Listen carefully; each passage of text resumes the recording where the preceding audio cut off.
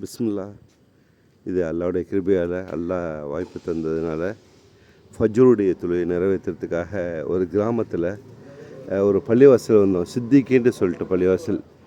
இந்த பள்ளிவாசல் சின்ன கொண்டு பள்ளிவாசல் தான். ரொம்ப அழகாக லட்சணமாக கட்டியிருக்காங்க. இந்த ஊரே அவ்வளோ நீட் அண்ட் க்ளீனாக இருக்குது. இங்கே பாருங்கள், மரங்கள் வச்சுருக்காங்க, அழகாக வச்சுருக்காங்க, சூப்பராக இருக்குது. அல்ஹம்துலில்லாஹ், அல்லாஹ் பரக்கத் செய்யணும் இவங்களுக்கு. நல்ல எண்ணம் வர்றவங்களுக்கு கூட அந்த இடத்துல பள்ளிவாசல் அல்லாவுடைய எல்லாத்தையும் சுத்தம் பண்ணணுன்ட்டு சுத்தம் பண்ணுறாங்க. தன்னுடைய இடம் மாதிரி கேர் பண்ணிக்கிறாங்க.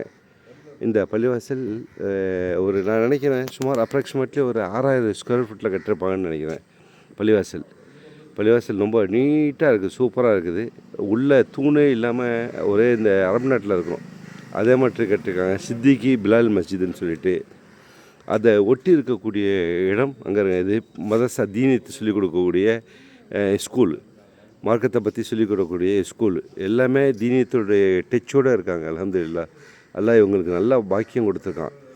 இங்கே வந்திருக்கக்கூடிய சகோதரர்கள் நிறைய நண்பர்கள் இப்பவும் இருக்காங்க. 4 பேர் இருக்காங்க. இவங்க எல்லாமே அல்லாவுடைய கிருபையால் எல்லாமே கல்ஃபில் வேலை பார்த்தவங்க. கல்ஃபில் வேலை பார்த்தவங்கன்னு சொல்கிறத விட தொழில் செஞ்சவங்க. டைப்பிங், சூப்பர் மார்க்கெட்டு, எலக்ட்ரானிக்ஸ் கடை இப்படி வச்சுருந்தவங்க இருக்காங்க எல்லாமே. இவங்களுடைய பரக்கத்து என்னண்டாக்கா, கல்ஃப்லேயும் வேலை பார்த்து கல்ஃபையும் டாப்புக்கு கொண்டு வந்துட்டாங்க. இவங்க ஊரையும் அழகாக்கி ரொம்ப செழிப்பாக வாழ்கிறாங்க. எல்லாம் அவங்க வாழ்க்கையில் பரக்கத்து செய்யணும், வளமாக்கி வைக்கணும்னு சொல்கிறேன். ஏண்டா எத்தனோ ஊரில் சம்பாதிக்கிறாங்கல்ல, அவங்க என்ன செய்வாங்க, கொண்டு வந்து நேராக அவங்களுடைய ஊரில் அவங்க தெரு கிராமத்தை அவங்க டெவலப் பண்ணிக்கிட்டு அங்கே குலாம மாதிரி அடிமை மாதிரி வேலை பார்த்துக்கிட்டு அவங்களுடைய வாழ்க்கையை ஓட்டுவாங்க.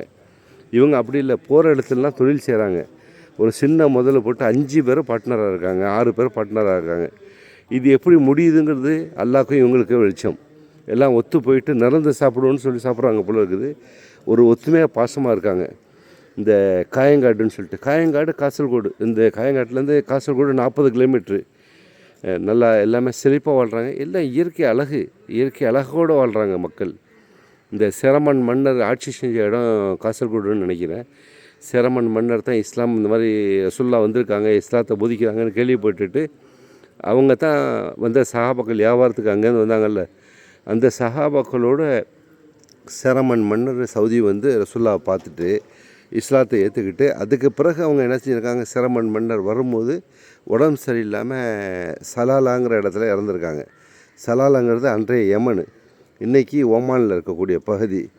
இன்ஷா அல்லாஹ், அல்லாஹ் பரக்கத் செய்யணும். இந்த தகவல் எப்படின்னாக்கா, இவங்களுடைய உழைப்பையும் இவங்களுடைய எண்ணத்தையும் நான் பாராட்டுறேன். அதே போல் இவங்களுடைய ஒற்றுமையும் பாராட்டுறேன். அதான் பிரிட்டிஷ்காரன் ஆட்சி செய்யும்போது ரொம்ப அடக்குமுறைகள் பண்ணி அந்த சின்ன சின்ன குறு மன்னர்கள் அப்படிப்பாங்கள, குறுநில மன்னர்கள்னு சொல்லிட்டு அவங்க அராஜங்கம் பண்ண தான் இந்த மாப்பிள்ளைமார்கள் கொந்தளிச்சிருக்காங்க. கொந்தளிச்சு இவங்கள் ஏண்டாக்கா இஸ்லாத்தில் சொல்லுவாங்க, பொதுவாகவே சொல்லுவாங்க, death is not end the Muslim, beginning for next world அப்படிப்பாங்க. அது மாதிரி சொல்லுவாங்க.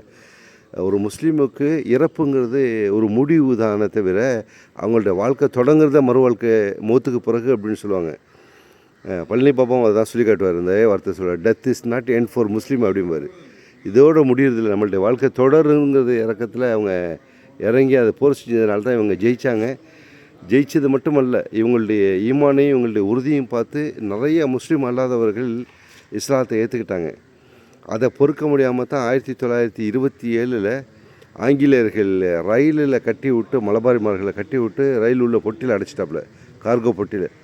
வேலூரோ ஏதோ இடத்துல வந்து இறங்கும்போது அவங்கள திறந்து பார்த்தா எல்லாமே மூத்தா போயிட்டாங்க, மூச்சு திணறி.